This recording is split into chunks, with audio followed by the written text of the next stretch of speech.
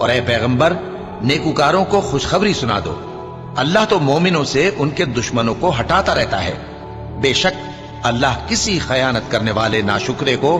دوست نہیں رکھتا۔ جن مسلمانوں سے خواہ مخواہ لڑائی کی جاتی ہے ان کو اجازت ہے کہ وہ بھی لڑیں، کیونکہ ان پر ظلم ہو رہا ہے، اور اللہ ان کی مدد کرے گا، وہ یقیناً ان کی مدد پر قادر ہے۔ یہ وہ لوگ ہیں کہ اپنے گھروں سے ناحق نکال دیے گئے، انہوں نے کچھ قصور نہیں کیا، ہاں یہ کہتے ہیں کہ ہمارا پروردگار اللہ ہے۔ اور اگر اللہ لوگوں کو ایک دوسرے سے نہ ہٹاتا رہتا تو خانقاہیں اور گرجے اور یہودیوں کے عبادت خانے اور مسلمانوں کی مسجدیں جن میں اللہ کا کثرت سے ذکر کیا جاتا ہے گرائی جا چکی ہوتی۔ اور جو شخص اللہ کی مدد کرتا ہے اللہ اس کی ضرور مدد کرتا ہے، بے شک اللہ توانا ہے، غالب ہے۔ یہ وہ لوگ ہیں کہ اگر ہم ان کو ملک میں حکومت دے دیں تو نماز قائم کریں اور زکوٰۃ ادا کریں اور نیک کام کرنے کا حکم دیں اور برے کاموں سے منع کریں، اور سب کاموں کا انجام اللہ ہی کے اختیار میں ہے۔ اور اگر یہ لوگ تم کو جھٹلاتے ہیں تو ان سے پہلے نوح کی قوم اور عاد اور سمود کی قومیں بھی اپنے پیغمبروں کو جھٹلا چکی ہیں،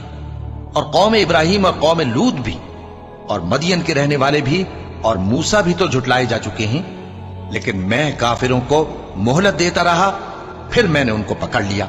تو دیکھ لو کہ میرا عذاب کیسا سخت تھا۔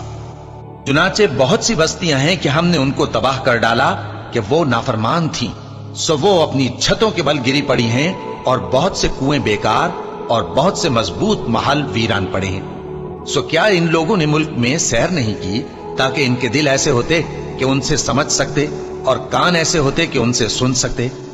بات یہ ہے کہ آنکھیں اندھی نہیں ہوتی بلکہ دل جو سینوں میں ہیں وہ اندھے ہو جاتے ہیں۔ اور یہ لوگ تم سے عذاب کے لیے جلدی کر رہے ہیں، اور اللہ اپنے وعدے کے خلاف ہرگز نہیں کرے گا۔